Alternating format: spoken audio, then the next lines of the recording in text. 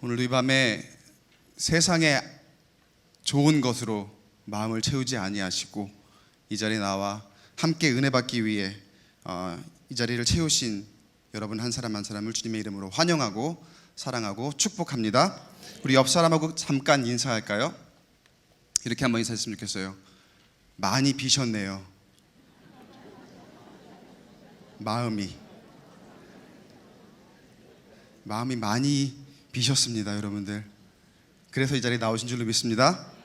그리고 이 자리에서 성령님께서 충만하게 채워주실 줄로 믿습니다. 오늘 말씀 함께 보겠습니다. 오늘 말씀은 구약성경 다니엘서 1장 말씀입니다. 1장 8절에서 16절까지 말씀 함께 보도록 하겠습니다.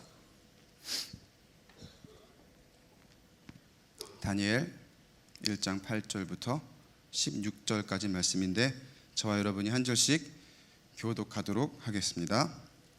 제가 먼저 읽습니다. 다니엘은 뜻을 정하여 왕의 음식과 그가 마시는 포도주로 자기를 더럽히지 아니하리라 하고 자기를 더럽히지 아니하도록 환관장에게 구하니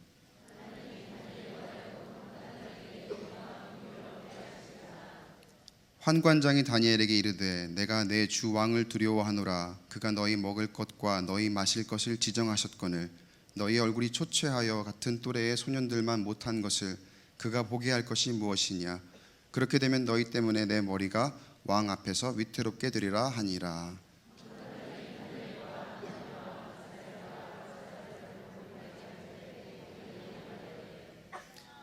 청하오니 당신의 종들을 열흘 동안 시험하여 채식을 주어 먹게 하고 물을 주어 마시게 한 후에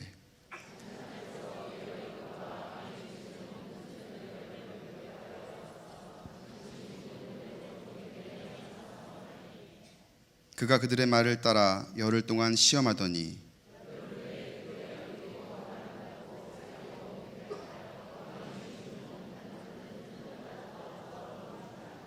함께 읽습니다. 그리하여 감독하는 자가 그들에게 지정된 음식과 마실 포도주를 제하고 채식을 주니라.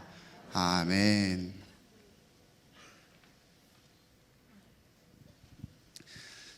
지난 시간부터 제가 게임 체인저라는 우리 대주제를 가지고 함께 말씀을 나누고 있습니다. 지난 시간에는 한나의 이야기를 통해서 이 세상의 흐름을 뒤집는 게임 체인저의 모습을 우리가 볼 수가 있었습니다. 성전의 빈자리를 채우고 그리고 간절히 구체적으로 기도할 때 하나님께서 한나의 소원을 들으시고 한나를 그간의 판세를 완전히 뒤집는 그런 게임 체인저로 삼아 주셨습니다. 그 게임 체인저가 되는 딱 그 순간을 영어로 게임 체인징 모멘트라고 해요. 그러니까 변화가 판세가 뒤집어지는 딱 그 순간이에요. 그럼 한나에게 있어서 그 게임 체인징 모멘트, 그러니까 판세가 뒤집혀지는 그 순간이 언제였을까요? 바로 사무엘이 태어나면서부터. 사무엘이 탄생이 모든 것을 뒤집어 놨어요. 그동안에 분인나가 주도하던 그 판세를 완벽하게 하나님께서 뒤집게 해 주셨습니다. 세상의 흐름을 완벽하게 바꿔주신 거예요. 게임 체인저라는 용어가 경제에서 사용되는 용어라고 제가 말씀을 드렸습니다. 우리가 잘 알고 있는 빌 게이츠가 게임 체인저의 역할을 한 대표적인 인물이죠. 그 당시에 하드웨어 그리고 기계 이런 것들이 컴퓨터에 대한 그런 주도적인 역할을 하고 있던 그런 것들이었습니다. 그런데 이런 컴퓨터에 대한 생각, 인식을 완벽하게 뒤집어 버린 게 빌 게이츠였어요. 마이크로소프트라는 회사를 통해서 컴퓨터의 시장 흐름을 소프트웨어 중심으로 완벽하게 바꿔버리죠. 그런가 하면은 우리가 잘 아는 또 스티브 잡스가 있죠. 애플의 스티브 잡스가 있습니다. 휴대전화의 시대는 아이폰 이전과 이후로 나누어진다고 해도 과언이 아닐 정도로 기존 시장의 흐름을 완벽하게 뒤바꿔 놓는 게임 체인저 역할을 스티브 잡스가 하게 되죠. 근데 여러분 이 게임 체인저의 역할을 가만히 보면은요, 이게 게임 체인저 판세를 뒤집는다고 해갖고 처음부터 거창한 게 아니에요. 처음에는 아주 작은 움직임에서부터 시작되더라는 거예요. 판세를 뒤집는다고 하니까 굉장히 거창한 것 같은데 스티브 잡스도 그랬고요. 그리고 빌 게이츠도 그랬고요. 아까 우리 같이 얘기 나눈 성경에 나온 한나도 그랬고요. 아주 작은 것에서부터 그 움직임이 일어났다는 것을 우리가 볼 수가 있습니다. 지금 내가 할 수 있는 일이 큰 일이 아니라고 해서 내 얘기는 아니겠지 라고 생각하시면 안 된다는 거예요. 특히 우리 금요일만 되면은 제가 지난 시간에도 말씀드렸죠. 아직 저 모르시는 분들이 좀 있을 거예요. 그래서 다시 한번 소개를 좀 드리면은요, 제가 청소년 교회 틴즈파이어를 담당하고 있고요.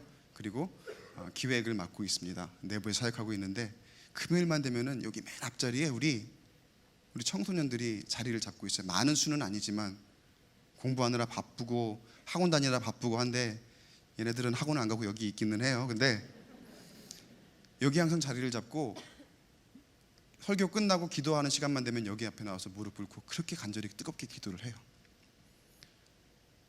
근데 특히 청소년들, 이 세상에 끌려다니지 말고 세상의 흐름을 바꾸는 게임 체인저가 되길 주님의 이름으로 축복합니다. 쟤네들이 앞에 여기 나와서 기도하면 쟤네들이 게임 체인저가 되는 거예요. 앞으로 이 세상의 그 흐름을 뒤집어 놓을 만한 그런 인물이 될 수가 있는 거예요.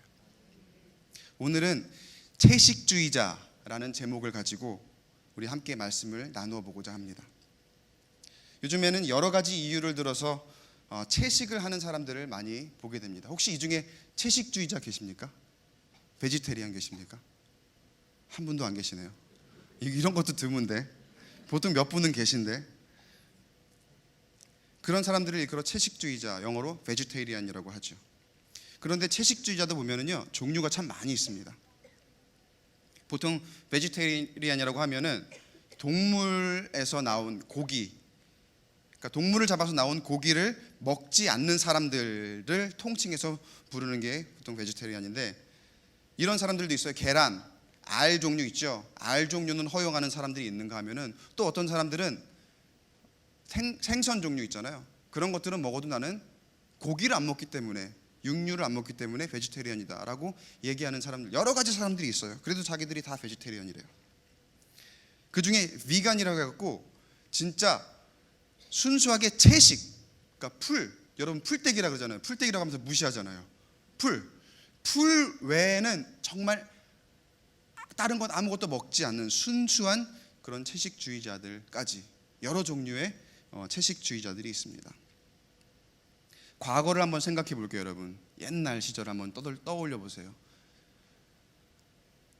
과거에는 먹을 것이 많이 없었죠. 저는 그걸 겪지 않은 세대입니다. 근데 여기 계신 어르신들, 우리 권사님들, 그런 것들 겪으셨던 세대도 있으실 거예요. 그때는 채식주의자가 있을 수가 없었어요. 먹을 것이 부족한 상황에서 채식주의라고 선언한다 그러면 그냥 제가 배가 불렀구나, 사치네 라고 그렇게 생각했을 거예요. 음식은 골고루 먹어야지 무슨 채식만 먹어 라고 그렇게 윽박질렀을지도 몰라요. 음식을 가리는 것 자체가 좋지 않은 행동이었거든요. 그런데 채식만 한다? 물론 고기만 먹으려고 음식을 가리는 경우는 많이 있긴 했었죠. 어쨌거나 음식을 가리는 것 자체가 좋은 행동이 아니었어요.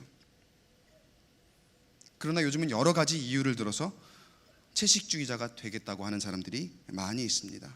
그 이유를 보면 여러 가지가 있습니다. 다이어트를 하겠다는 사람들도 있고요. 그리고 식이요법으로 조절을 하겠다는 사람도 있고요. 체지방률이 너무 높아서 건강이 악화돼서 건강 때문에 채식을 하겠다는 사람들도 있습니다. 그런데 그 중에서 진짜 베지테리안, 진짜 채식주의자들은 왜 채식을 하냐면요, 자신의 신념 때문에 하는 경우가 대부분이에요. 그리고 그 사람들이 가진 신념이라는 것을 하나하나 들어보기 시작하면은요, 이 사람이 진짜로 이 신념 때문에 채식을 할 만하구나라고 공감이 되기도 합니다. 오늘 저 여러분이 다니엘서를 함께 보고 있는데요, 본문을 보면 채식주의자 다니엘을 만나게 됩니다. 채식주의자 다니엘을 만나게 되는데, 자, 채식주의자 다니엘을 만나기 전에 먼저 다니엘서의 배경을 아주 잠깐만 보도록 하겠습니다. 다니엘서의 배경은 이렇습니다. BC 605년에 1차로 유다 이스라엘 백성들이 바벨론으로 이렇게 포로로 가게 되는 그러한 해가 있죠. 다니엘 1장 1절을 보면은 그 배경을 설명하는 말씀이 나옵니다. 제가 읽어보겠습니다. 유다 왕 여호야김이 다스린 지 3년이 되는 해 바벨론 왕 느부갓네살이 예루살렘에 이르러 성을 에워쌌더니, 여기 성을 에워쌌다는 것은 이제 이미 늦었다는 거예요. 완전히 유다가 다 포위가 돼서 이제 멸망하기 직전, 그러니까 얼마든지 이 바벨론에서 유다 백성들을 포로로 잡아갈 수 있을 만큼의 그런 힘의 차이가 완전히 드러났다는 그런 뜻이에요. 그렇게 바벨론은 정복한 나라 사람들을 포로로 자기의 나라로 잡아가서 국익에 도움이 되도록 그렇게 만드는 정책을 쓰고 있었습니다. 그렇게 해서 BC 586년에 남유다가 완전히 멸망하기 전부터 이미 많은 사람들이 바벨론에 포로로 끌려가게 되었던 것이었습니다. 이런 시기에 다니엘이라고 하는 사람이 이제 이 바벨론에서 포로 생활을 하고 있었습니다. 이 다니엘이라고 하는 사람은 성경을 보면은 이런 식으로 묘사가 되어 있어요. 총명하고, 그리고 지식에 통달하고, 그리고 학문에 익숙하고, 여러 가지 표현들이 있는데, 바벨론 당시의 왕이었던 느부갓네살 왕이라는 사람이 있습니다. 그 느부갓네살 왕이 사람 욕심이 굉장히 많은 사람이었습니다. 유다의 젊은 포로들이 많이 잡혀갔잖아요. 그 잡혀간 포로들 중에서 이 다니엘과 같이 아까 제가 말씀드린 용모가 좋고 지혜를 통찰하고 그리고 총명했던 그런 젊은 청년들을 데려다가 자신의 신하로 삼기 위해서 일종의 합숙 훈련 같은 거를 시켰던 것 같아요. 바벨론에도 사람들이 충분히 있었을 텐데, 당시에도 요즘에 보면은 유대인들이 왜 똑똑하다고 스테레오타입이 있잖아요. 유대인들은 굉장히 똑똑한 민족이야라고 하는 그런 우리가 생각하는 선입견이 있죠. 근데 당시에도 그런 게 있었나 봐요. 유대인들을 잡아다가 그렇게 중요한 자리에 앉히기 위해서 그렇게 합숙 훈련을 시켰던 것 같습니다. 그 포로들을 데려다가 여러 가지 바벨론식 훈련을 시키기도 하고 또 바벨론식 교육을 시키기도 했습니다. 4절을 보면 다음과 같이 나오는데 우리 함께 같이 읽어볼까요? 시작. 곧 흠이 없고 용모가 아름다우며 모든 지혜를 통찰하며 지식에 통달하며 학문에 익숙하여 왕궁에 설 만한 소년을 데려오게 하였고 그들에게 갈대아 사람의 학문과 언어를 가르치게 하였고. 자, 이제 유다는 바벨론에게 멸망하기 직전입니다. 그리고 좀 있으면 멸망을 하죠. 우리 역사를 보면은요. 사실 어떻게 보면은 이제 바벨론이 대세예요. 바벨론이 대세이기 때문에 이 바벨론 왕에게 뽑혀가서 좋은 훈련을 받고 그리고 좋은 교육을 받는 게 좋은 거였을지도 몰라요. 그게 최고의 대우, 그게 내가 앞으로 살아가기에 가장 좋은 거였을지도 몰라요. 그리고 또 아까 말씀 보니까 갈대아 사람의 학문과 언어를 가르치게 했다고 합니다. 당시에 바벨론에서 갈대아 사람이라고 하면은요, 귀족 중에서도 왕과 꽤 가까운 관직에 있는 사람들을 갈대아 사람들이 많이 맡고 있었습니다.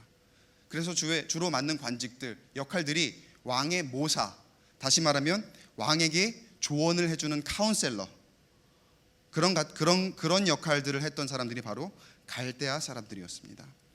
그리고 또 특징이 갈대아 사람들은 점성술 그리고 심령술 내지는 마술 이런 것들과 같이 신비한 능력을 가진 사람들로 여겨졌던 사람들이 바로 갈대아 사람들이었습니다. 그래서 나중에 다니엘서 좀 나중에 나오는 얘기지만 느부갓네살 왕이 꿈을 꿉니다. 그리고 그 꿈을 해석하기 위해서 여러 이제 능력이 있는 사람들을 끌어모으는데 그 중에 갈대아 사람들이 등장을 하고 그 사람들을 부르는 장면이 나중에 나오게 됩니다. 그렇게 갈대아 사람들의 학문과 언어를 가르치게 한다는 것은 나중에 이제 훈련을 다 받고 난 다음에 왕 가까이에서 왕을 섬기도록, 왕의 그냥 아주 가까운 곳에서 왕을 섬기도록 훈련시키겠다는 그 느부갓네살 왕, 그리고 바벨론 제국의 계산이 깔려 있었던 거예요. 그 중에 유다의 한 청년, 총명한 청년이었던 이 다니엘이 포함이 되어 있었던 거예요. 또 한 가지 결정적으로 바벨론에서 이 유다 청년들에게 가르쳤던 것이 있어요. 바로 식습관을 가르치는데, 그 청년들에게 주었던 음식이 바벨론에서 최고로 좋은 음식을 주면서 이 유다 청년들에게 식습관을 가르칩니다. 5절 말씀 함께 보겠습니다. 5절 말씀에 또 왕이 지정하여 그들에게 왕의 음식과 그가 마시는 포도주에서 날마다 쓸 것을 주어 3년을 기르게 하였으니 그 후에 그들은 왕 앞에 서게 될 것이더라. 어느 정도 그냥 좋은 음식이 아니라요, 왕이 먹는 음식과 왕이 먹는 포도주래요. 그렇게 완전히 왕 앞에 섬길 만한 사람으로 미리서부터 왕이 먹는 음식과 포도주를 주어서 3년 동안 그렇게 훈련을 시키는 거예요. 철저하게 훈련을 시키는 거예요. 그런 다음에 이제 나중에 왕 옆에서 그렇게 적응을 하고 왕 옆에서 왕을 섬겨라, 이렇게 훈련을 받았다는 거죠. 그런데 어느 날 이 다니엘 앞에 위기가 찾아옵니다. 그 위기란 방금 말씀 함께 나눴던 왕이 먹는 음식에 관한 거였어요. 유대인들은 하나님께서 허락하지 않는 음식을 먹지 말아야 되는 그런 원칙을 가지고 있었습니다. 그런데 그때 다니엘뿐만 아니라 많은 유대 청년들이 왕이 주는 음식과 포도주를 받았겠죠. 그리고 그렇게 훈련을 받았겠죠. 아마 많은 유대 청년들이 하나님께서 허락하지 않는 음식을 먹지 말아야 하는 이 원칙이 있었음에도 불구하고 아마 많이들 먹었을 거예요. 현실을 보고 내가 지금 이게 살아가야 되는 현실이구나, 그리고 지금 내가 선택하는 이게 최선의 선택이겠구나, 여기가 바벨론이 대세니까 바벨론을 따라가는 게 맞겠구나 하면서 아마 그 음식들을 그대로 받아들였을 겁니다. 그렇게 하나님께서 정해주신 원칙을 지키지 못하고 자신들의 믿음을 버렸던 그런 유대인들이 많이 있었을 거예요. 신념을 버렸던 거죠. 그러나 저와 여러분이 함께 나누는 오늘 다니엘은 다른 유대인들과 같지 않고 달랐습니다. 다니엘은 왕이 주는 음식과 포도주를 먹을 수가 없었어요. 이 당시에 왕이 먹는 음식이라고 하는 거는요, 단순히 왕이 먹는 가장 좋은 음식이라는 의미에 더해서 당시에 이스라엘, 그러니까 유다 땅 외에 다른 지역은 다들 이방 민족이에요. 이방 민족이란 건 뭐냐면요, 이방 신을 섬기고 있는 민족이라는 뜻이거든요. 그리고 그 나라 사람들은, 그 이방 민족들은 이방 신에게 제사를 드리는 것을 가장 중요하게 여기는 그런 민족들이었어요. 그래서 제일 좋은 음식이라 하는 건 뭐냐면요, 그 이방 신에게 제사를 드린 다음에 제사 음식으로 나온 것을 먹는 게 가장 좋은 음식이라고 여겨졌던 그런 음식이에요. 당연히 왕이 그 음식을 먹었겠죠. 제일 먼저 왕에게 그 음식을 갖다가 바쳤겠죠. 근데 오늘 말씀을 보니까 이 유다 청년들에게 왕이 먹는 음식과 왕에게 대접하는 이 포도주를 주었다고 해요. 그럼 그 말은 뭡니까? 곧 이방 신에게 제사를 드렸던 음식을 이 유다 청년들에게 그대로 주었다는 거예요. 다니엘은 그 사실을 알고 있었던 거예요. 다니엘이 이게 단순히 그냥 좋은 음식이 아니라 왕이 나에게 그냥 주는 음식, 왕이 먹는 똑같은 음식이라는 그런 좋은 뜻만 있는 것이 아니라, 이것은 하나님께서 가장 싫어하시는 이방 신에게 드려졌던 그 음식을 우리에게 주는 것이구나라는 것을 다니엘은 깨닫고 알았다는 거예요. 다니엘은 그것을 받아들일 수가 없었습니다. 왜냐하면 하나님 앞에 범죄하는 거거든요. 하나님께서 원하시는 게 아니거든요. 여러분, 우리가 사는 목적이 뭐예요? 하나님께서 원하시는 대로 사는 게 우리 목적 아니에요? 하나님의 기쁨이 되기 위해 사는 것이 우리 목적 아닌가요? 왜요? 하나님이 우리를 지으셨으니까. 하나님께서 우리를 지으시고 우리 때문에 기뻐하시기 원하시니까. 이 다니엘은 자신의 삶의 목적을 알고 있었던 거예요. 하나님이 원하지 않으시는 것은 하지 않겠다라고 하는 원칙을 가지고 그 삶을 살아가고 있었다는 거죠. 그래서 철저하게 하나님이 기뻐하시는 일만 내가 하겠다라고 하는 그 원칙을 가지고 다니엘은 살아가고 있었던 거예요. 사랑하는 여러분, 우리 그리스도인들이 다니엘과 같은 채식주의자가 되어야 될 필요가 있어요. 문자적으로 채식주의자가 되어서 풀만 드시라는 얘기가 아니에요. 여러분, 고기 많이 드셔도 됩니다. 먹는 얘기 하자는 게 아니라 다니엘이 자신의 신념을 가지고 채식주의자가 되어서 대세의 흐름을 변화시키는 것처럼 우리 그리스도인들이 세상의 흐름에 따라가는 것이 아니라, 제가 2달 동안 계속해서 말씀 나눌 것, 게임 체인저가 돼야 된다는 그런 말이에요. 과거에는 풍성하게 많이 먹고 맛있게 그리고 배부르게 먹으면 그게 최고인 줄 알았던 때가 있었습니다. 그게 일반적인 생각이었어요. 고기를 잘 먹으면 얼굴에 윤기가 잘잘잘 흐르고 튼튼해진다는 생각이, 그게 상식일 때가 있었습니다. 채식을 하면 초췌해지고 빼빼 마르고 얼굴이 안 좋아지고 그렇게 된다는 생각이 맞는 때가 있었어요. 오늘 10절 말씀에도 그와 비슷한 맥락에서 말씀하는 장면이 나옵니다. 10절을 보면은요, 그가 너희 먹을 것과 너희 마실 것을 지정하셨거늘 너희의 얼굴이 초췌하여 같은 또래의 소년들만 못한 것을 그가 보게 할 것이 무엇이냐. 그때도 일반적인 상식은 채식을 하면은 얼굴이 초췌해진다 라는 상식이었어요. 그래서 다니엘이 채식을 한다고 했을 때에 이 환관장이, 그리고 바벨론 사람들이 다니엘에게 이렇게 되묻는 거죠. 네가 채식을 하면 초췌해질 텐데 그 얼굴을 왕한테 보이면 내가 어떻게 되겠느냐, 그렇게 반문하는 거예요. 그게 일반적인 생각이었는데 요즘은 그렇지 않습니다. 그런 육식 위주의 식습관이 각종 질병을 일으켜 오기도 하고, 그리고 건강에 해롭다는 것이 알려지면서 사람들의 생각이 많이 달라졌어요. 그런가 하면 사람이 먹기 위한 그 동물이 어떻게 사육되는지에 대해서 사람들이 많이 알기 시작합니다. 그 환경을 알고서 충격을 받고, 나는 이제 동물의 고기를 먹으면 안 되겠어 라고 그렇게 선언하는 사람도 있죠. 그런가 하면은 나는 내가 기르는 애완동물이 있는데 어떻게 동물을 먹을 수가 있어? 라고 생각하면서 그런 신념을 가지고 채식을 하는 사람들도 많이 생겨나게 됩니다. 그렇게 결단하는 사람들이 많이 있지요.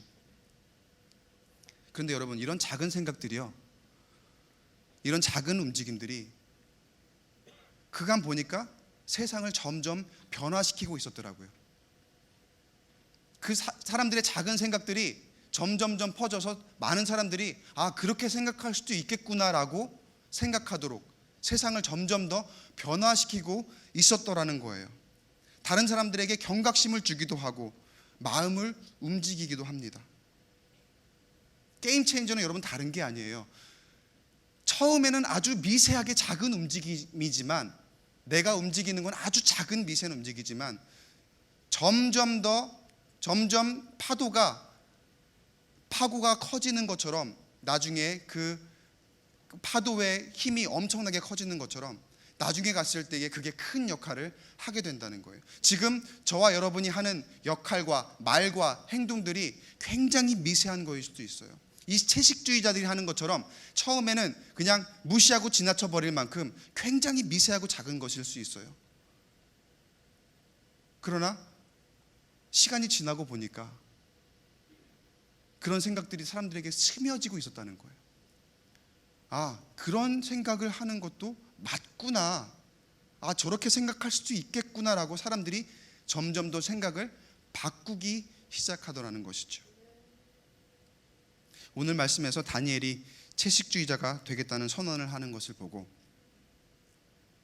채식주의자가 되기 위한 조건을 한번 살펴봤습니다. 참고로 저는 채식주의자가 아닙니다. 저는 고기를 무지하게 좋아합니다. 채식주의자가 되기 위한 3가지 정도 조건을 한번 살펴봤어요. 특징적인 조건들이 있더라고요. 채식주의자가 되려면 첫 번째, 확고한 신념과 목표가 있어야 돼요. 확고한 신념과 목표가 있어야 돼요. 자신의 확고한 신념이 없으면 채식주의가 성공을 할 수가 없어요. 왜냐하면요, 자신도 모르게 먹게 될 게 굉장히 많아요. 내가 정말 요것만 먹겠다라고 한 그런 신념이 없으면, 확고한 믿음이 없으면요, 우리 주변에 먹을 게 너무 많은 거예요. 실수로 먹을 게 너무 많은 거예요. 그리고 혼자 먹지 않고 다른 사람들과 어울려 먹게 되잖아요. 그러면은 나도 모르게 내가 한 이 채식을 어기게 될 경우가 너무 많다는 거예요. 그래서 확고하게 신념을 가져야 된다는 거예요. 그래서 여러분, 내가 지금 하고 있는 일이 무엇인지, 그리고 목표가 무엇인지, 그 목표를 뚜렷하게 잡고 가야 되는 이유가 그래서 그런 거예요. 확고한 믿음이 없어서 목표가 흔들리게 되면 내가 가야 할 방향을 놓치게 될 수밖에 없습니다. 청소년들, 다시 한번 얘기할게요. 여러분들이 공부할 때도 마찬가지예요. 내가 공부하는 이유와 내가 하고 싶은 것들을 놓고 기도할 때 여러분들 확신을 가져야 돼요. 부모님들도 그런 확신을 가지도록 기도해 주시기 바랍니다. 그리고 하나님께서 그 목표를 주시면 그 목표 붙잡고 열심을 다해서 가는 거예요. 기도하면서. 다니엘이 그렇게 했습니다. 다니엘이요. 8절 말씀을 함께 볼까요? 8절 말씀 봅니다. 함께 읽어보겠습니다. 시작. 다니엘은 뜻을 정하여 왕의 음식과 그가 마시는 포도주로 자기를 더럽히지 아니하리라 하고. 좀 더 있는데 여기까지만 보도록 하겠습니다. 뭐라고 했습니까? 아까 밑줄 친 부분? 뜻을 정하고. 다니엘은 뜻을 정하고 자신의 신념을 가지고 그 목표를 잡고 믿음을 가지고 그대로 움직였다는 거예요. 다니엘은 왕의 음식이 이방 신에게 제사 드린 제사 음식이라는 사실을 알고 있었습니다. 하나님께서 원하시지 않고, 그리고 절대 기뻐하시지 않을 거라는 것 다 알고 있었어요. 그래서 다니엘이 한 게 뜻을 정하고, 하나님께서 원하시는 대로, 나는 내가 지금 불리한 상황에 있고 내가 지금 나에게 좀 어려운 점이 오더라도 뜻을 정하고 하나님의 뜻대로, 하나님이 원하시는 대로 살겠다라고 결단했어요. 물론 자신에게 어떤 끔찍한 일이 벌어질 거라는 걸 아마 전혀 예상하지 못하진 않았을 거예요. 생각을 아주 안 하진 않았을 거예요. 내가 뜻을 정하고 신념을 가지고 저는 왕이 주는 포도주는 먹을 수 없습니다. 음식도 먹을 수 없습니다. 왜냐고요? 그거는 이방신에게 드려진 거잖아요 라고 표현을 했을 때, 자, 환관장이라고 하면 굉장히 높은 사람 중에 한 명이에요. 환관장이라는 사람이, 다니엘은 그저 아직까지 포로의 신분에 불과한 사람이에요. 아니, 이 포로의 신분에 불과한 사람이 당돌하게 저는 먹을 수 없습니다라고 이렇게 당돌하게 얘기하면 여러분 같으면 어떻게 하시겠어요? 솔직하게. 저 같으면은 굉장히 어이가 없었을 것 같아요. 그것도 굉장히 젊은 청년이, 포로가 이 환관장 선에서 처리해 버렸을 수도 있어요. 아니, 어린 포로의 신분으로 당돌하게 자신의 신념을 얘기한다는 것 자체가 어이가 없잖아요.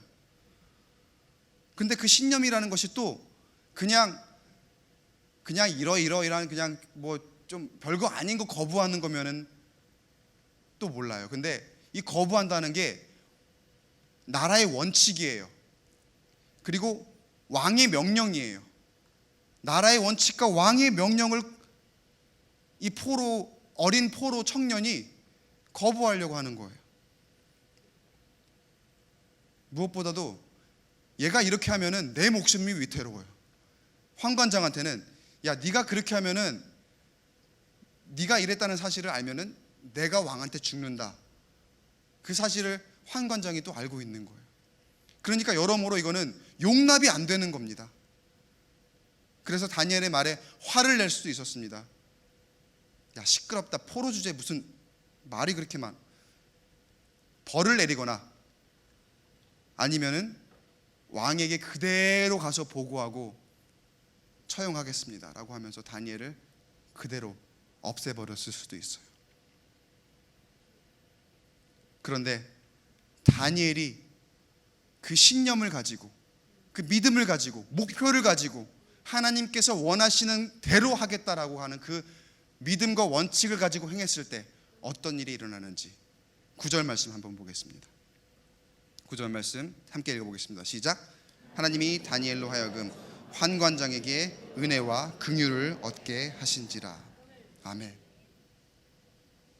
하나님께서 다니엘과 모든 포로들을 관장하고 있는 이 환관장의 마음을 움직이신 거예요. 뜻을 정하고 믿음을 가지면 그 믿음대로 되는 줄로 믿습니다. 채식주의자 두 번째 특징을 제가 한번 살펴봤어요. 두 번째는요, 한번 따라해 볼까요? 유혹을 이길 수 있어야 합니다. 개인적으로 채식주의자라고 하는 사람들을 많이 만나봤습니다. 별의별 사람들이 다 있어요. 가장 신기했던 사람은 제 미국에 있을 때 룸메이트였는데요, 한 3년 동안 채식을 유지를 했습니다. 근데 그 동기가 굉장히 그냥 어이가 없어요. 어느 날 잠을 자고 일어났는데 아, 내가 채식을 해야 되겠다라는 생각이 갑자기 들었대요. 그리고 3년 동안 채식을 했어요, 그 친구가. 그리고 어느 날 갑자기 아, 다시 고기를 먹어야 되겠다라고 생각을 하고 3년 후에 다시 고기를 먹었더랍니다. 그런데 이 친구가 채식을 하는 중간에 제가 옆에서 고기를 먹잖아요. 그러면은 이 고기가 이제 싫어서 채식을 하는 게 아니에요. 고기를 너무 먹고 싶어 하는 거예요. 옆에 고기가 있으면은 그것 때문에 정말 너무 힘이 든대요. 미쳐버리겠대요. 그리고 끼니 때마다 앞에 있는 풀떼기를 보면서 다른 먹고 싶은 것들이 떠올라서 정말 너무 먹고 싶은 것이 많이 떠오르더랍니다. 특히 힘든 게 음식 냄새지요. 제가 옆에서 이렇게 살살살살 음식 이렇게 냄새를 풍기면은 같은 친구인데 많이 힘들어 하더라고요. 우리나라는 정말 이 채식하기 굉장히 힘든 환경일 것 같아요. 왠 줄 아세요? 치킨 때문에. 어저께 제가 뉴스를 통해서 조사한 거를 봤는데 우리 성인 한 사람당 1년 평균 24마리의 닭을 먹는다 그러더라고요. 24. 그만큼 우리나라 사람들이 닭을 사랑한대요.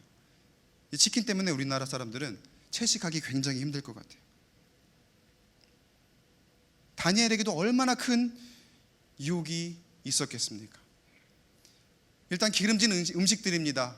옆에 펼쳐진 음식들이 얼마나 맛있어 보였겠습니까? 그걸 또 다른 유대 청년들은 먹고 있어요. 우리 TV에서 먹방 장면들 나오면은 굉장히 힘들죠. 그리고 꼭 그런 장면들은 밤 늦게 항상 저녁 먹고 좀 지난 다음에 출출할 때, 그럴 때 그런 장면들이 나오죠. 요즘은 세상에서도 참 절제하기가 힘든 세상이에요. 제 친구를 통해 이런 얘기를 들은 적이 있습니다. 회사를 옮겨서 처음 회식을 갔는데 술을 권하더랍니다. 그래서 저는 교회 다녀서 안 마십니다. 그랬더니 용기를 내서 소신 있게 그렇게 얘기를 했더니 선배 한 명이 이렇게 얘기하더랍니다. 야, 장난해? 우리 부장님도 교회에서 장로님이고 과장님도 집사님이야. 잘만 드시더만. 우리 청년들이 유혹을 이겨내기에 참 이 세상이 힘든 조건을 가지고 있는 것 같아요. 장로님도 안 도와주고요, 권사님도 안 도와줘요. 다니엘도 다른 유대 청년들이 그랬을지 몰라요. 정말 안 도와줬을지 모릅니다. 야, 괜찮아, 먹어. 다른 애들 다 먹잖아. 왜 이렇게 유난을 떨어? 다 먹는데. 그러나 다니엘은 그 유혹에 넘어가지 않았습니다. 자신이 정한 뜻을 굽히지 않고 하나님이 원하시는 그 원칙 그대로 가기 위해서, 하나님께서 기뻐하시는 일만 하기 위해서 다니엘은 뜻을 정하고 그대로 행했습니다. 마지막 세 번째 조건, 효과를 보여줘야 합니다. 효과를 보여줘야, 그래야 자신이 이긴 유혹, 그리고 자신이 지킨 신념, 그걸 입증할 수 있기 때문이에요. 자, 그 신념을 가지고 그리고 수많은 유혹들을 뿌리치고 이제 자신이 이 채식에 성공을 합니다. 그런데 이게 정말 효과가 있었다라고 입증을 하지 못하면 그게 별 의미가 없는 거예요. 보통 채식주의자들은 자신이 채식을 시작한 이후에 건강이 좋아진다거나 아니면 자신이 가지고 있는 신념이 더 확고해진다고 해서, 그리고 다른 사람이 인정할 만 이제 하면 주위 사람들도 그 사람들을 효과가 나타나는구나, 그래 잘 해봐 라고 하면서 돕게 되는 경우를 우리가 보게 됩니다. 그리고 주변 사람들이 때로는 이게 효과가 있네 하면서 정말 같이 이렇게 동참하는 경우도 보게 돼요. 그런데 채식을 하고 났더니 피부가 푸석푸석해지고 살은 뼈밖에 안 남을 정도로, 갈비뼈만 남을 정도로 마르고, 사람들 만나면 나 너무 힘들어, 다시 육식을 할까? 맛있는 거 많이 먹고 싶다, 이런 얘기나 해야 되고, 뭐 이런 소리 하고 있으면 사람들이 채식주의자를 어떻게 볼까요? 아마 그냥 괜한 허세라고 생각할 거예요. 네가 무슨 채식이냐, 그냥 살던 대로 살아라 하면서, 그렇게 말하면서 그냥 괜한 짓 하지 말고 되는 대로 살아라 얘기할지도 몰라요. 효과를 보여주지 못하면 아무 소용이 없는 거예요. 그런데 오늘 다니엘의 모습은, 말씀에서 다니엘의 모습은 자신이 뜻을 정하고 시작한 채식이 효과적이라는 것을 입증해 보이기에 충분하고도 남았습니다. 우리 15절 말씀을 함께 읽어보겠습니다. 시작. 열흘 후에 그들의 얼굴이 더욱 아름답고 살이 더욱 윤택하여 왕의 음식을 먹는 다른 소년들보다 더 좋아 보인지라. 아멘. 그때 사람들의 상식으로는 채식을 하면 저런 얼굴이 나올 수가 없어요. 얼굴이 초췌해지고 다른 소년들보다 없어 보여야 그게 상식적으로 맞는 거예요. 왜냐, 왕의 음식이 훨씬 기름지고 그리고 단백질도 풍부하고 사람의 몸을 좋게 만드는 음식이 왕의 음식이었거든요. 왕이 먹는 음식이었거든요. 그런데 어떻게 다니엘의 얼굴이 왕의 음식을 먹은 다른 또래의 소년들보다 좋아졌습니까? 하나님이 일하셨기 때문에. 하나님께서 기뻐하시는 대로 다니엘이 그렇게 행하니까 하나님이 다니엘을 위해서 일하신 거예요. 우리 예수님을 한번 생각해 보겠습니다.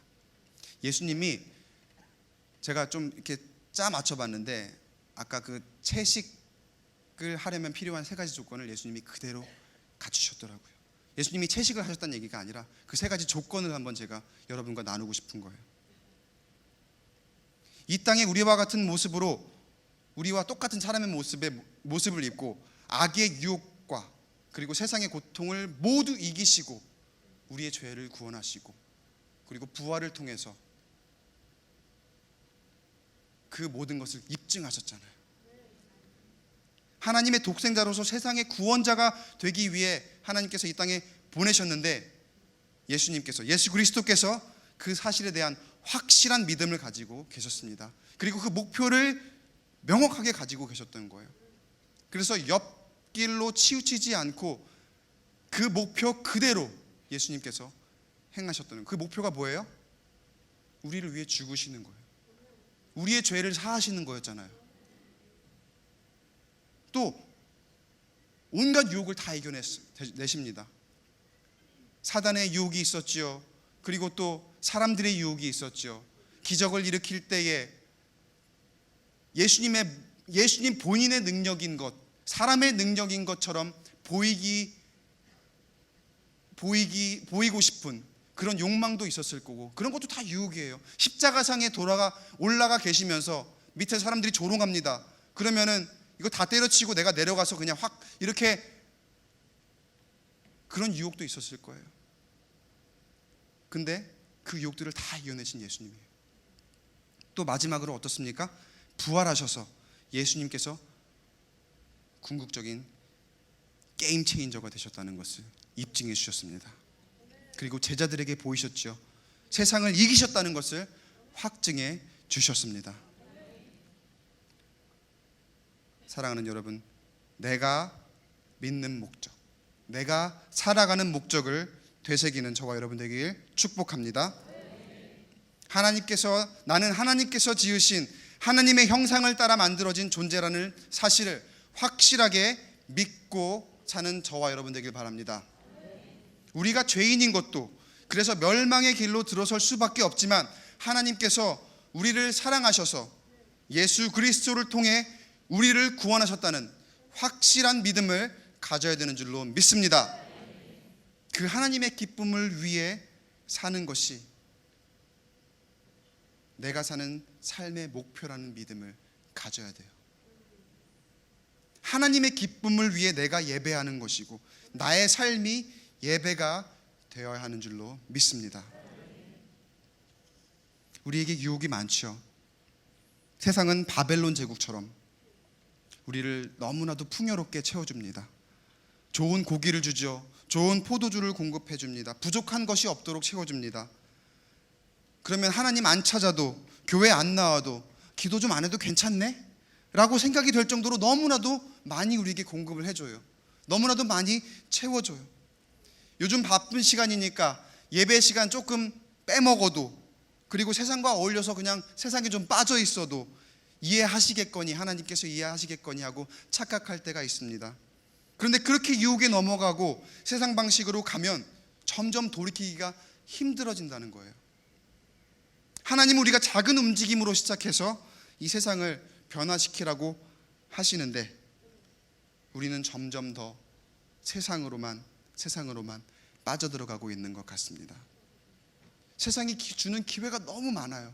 세상이 주는 유혹이 너무 많아요. 다니엘서를 쭉 보게 되면 사실은 다니엘에게도 기회가 굉장히 많이 있었습니다. 유혹이 많았던 거죠. 좋은 대접을 받았습니다. 자신의 삶을 그 현실에 맡기고 그 안에서 왕의 권력 앞에서 순응하기만 하면 그냥 아무런 어려움 없이 평탄하게 살 수 있는 그런 조건을 가지고 있었습니다.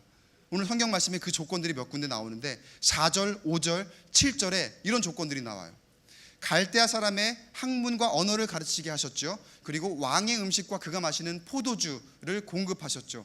그리고 바벨론식 이름을 주었다는 뜻은 뭐냐면요, 이제 바벨론에서 살게 될 텐데 바벨론식 이름을 가지고 바벨론 사람처럼 살아라 라고 하는 정말 최적의 조건을 준 거예요. 그런 조건이 다니엘에게 주어진 거예요.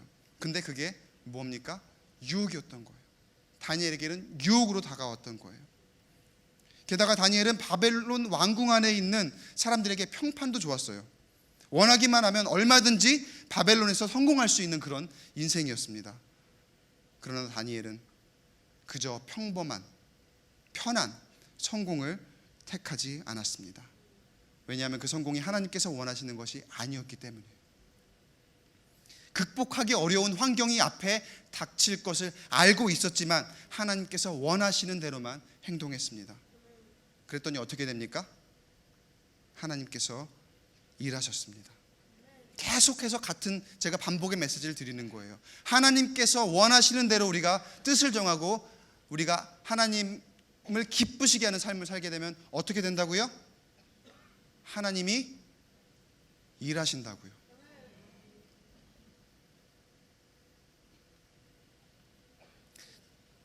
사실은 다니엘이 바벨론에서 채식을 시작하는 모습이 별것 아닌 것 같아 보일 수도 있습니다. 그러나 다니엘서를 앞으로 계속 보게 되면 뜻을 정하고 채식을 시작하면서부터 게임 체인저가 된다는 것을 알 수 있게 될 것입니다. 다음번에 한번 다니엘서를 한번 우리가 더 나누게 될 텐데요. 바벨론의 왕이 다니엘을 무시할 수 없게 됩니다. 그 막강한 이방 나라의 왕이 하나님을 두려워하게 됩니다. 채식을 하고 안 하고는 그냥 다른 사람이 보기에는 굉장히 작은 행동이었을런지 모릅니다. 그러나 다니엘에게 있어서 하나님께서 원하시는 것과 원하지 않으시는 것에 대한 행동은 그것이 아무리 작아 보이는 것이라 할지라도 반드시 했어야 되는 행동이었던 거예요. 결론 맺겠습니다.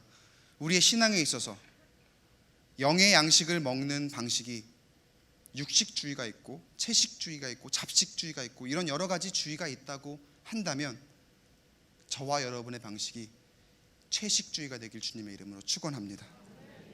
확실한 믿음과 목표를 가지시기 바랍니다. 세상의 유혹에 흔들림이 없게 되길 바랍니다. 그렇게 세상에 하나님께서 인정하시는 나의 모습을 드러내 보이는 저와 여러분 되길 주님의 이름으로 축복합니다. 분명 우리의 삶에 어려움이 없지 않습니다. 있습니다. 유혹도 매일마다 넘쳐납니다. 여기저기서 너무나도 달콤한 유혹들입니다. 풍요로운 유혹들이에요. 이제 여러분은 어떤 선택을 하시겠습니까? 세상의 풍요 속에 포근하게 몸을 그저 맡기시겠습니까? 아니면 조금 불편하고 어렵고 고통이 따르더라도 하나님께서 원하시고 하나님이 기뻐하시는 삶을 사시겠습니까? 다니엘이 그랬던 것처럼 뜻을 정하고 하나님 앞에서 하나님이 원하시는 삶을 살아가는 저와 여러분 되길 주님의 이름으로 축원합니다. 주님과 함께하는 이 고요한 시간, 주님의 보좌 앞에 내 마음을 쏟네. 모든 것 아시는 주님께 감출 것 없네. 내 맘과 정성 다해 주 바라나이다. 온 맘 다해 사랑합니다. 온 맘 다해 주 알기 원하네. 내 모든 삶 당신 것이니 주만 섭리니 온 맘 다시 한번 고백할까요? 주님과 함께하는 주님과 함께하는 이 고요한 시간, 주님의 보좌 앞에 내 마음을 쏟네. 모든 것 아시는 주님께 감출 것 없네. 내 맘과 정성 다해 주 바라나이다. 온 맘 다해 사랑합니다. 온 맘 다해 주 알기 원하네. 내 모든 삶 당신 것이니 주만 섭리니. 다시 한번 고백합니다. 온 맘 다해 온 맘 다해 사랑합니다. 온 맘 다해 주 알기 원하네. 내 모든 삶 당신 것이니 주만 섭리니. 온 맘 다시 한번 온 맘 다해 온 맘 다해 사랑합니다. 온 맘 다해 주 알기 원하네. 내 모든 삶 당신 것이니 주만 섭리니. 부르신 곳에서 신 곳에서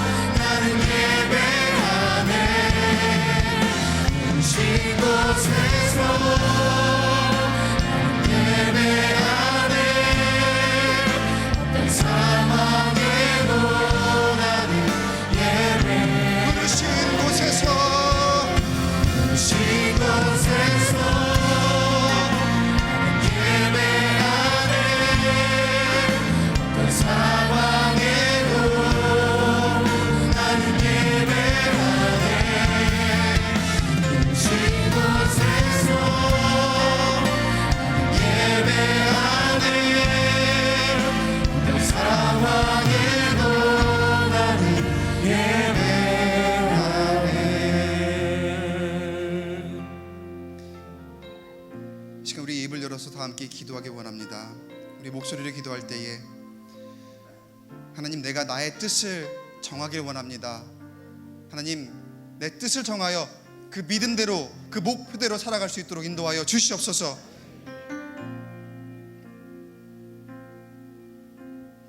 그리고 세상 유혹이 너무나 많습니다. 그 세상 유혹에 넘어가지 않도록 시간 간절히 기도하길 바랍니다. 세상이 나에게 너무나도 정말 달콤한 유혹을 줍니다. 그러나 그 세상을 따라가면은 멸망의 길로 접어들 수밖에 없다는 걸 우리가 알고 있습니다. 그러나 그 유혹이 너무나 달콤해서 때로는 견디기 힘들 때가 있습니다. 하나님, 나의 마음을 붙잡아 주시옵소서. 함께 기도하기 원하고요. 마지막으로 나의 모습이 다른 사람에게 기쁨이 되도록, 그리고 무엇보다 나의 삶이 하나님을 기쁘시게 하는 그런 예배가 되도록 이 시간 간절히 기도하기 원합니다. 이 시간 기도할 텐데요, 주님의 이름 한번 크게 외치고 함께 간절하게 통성으로 기도하겠습니다. 주여!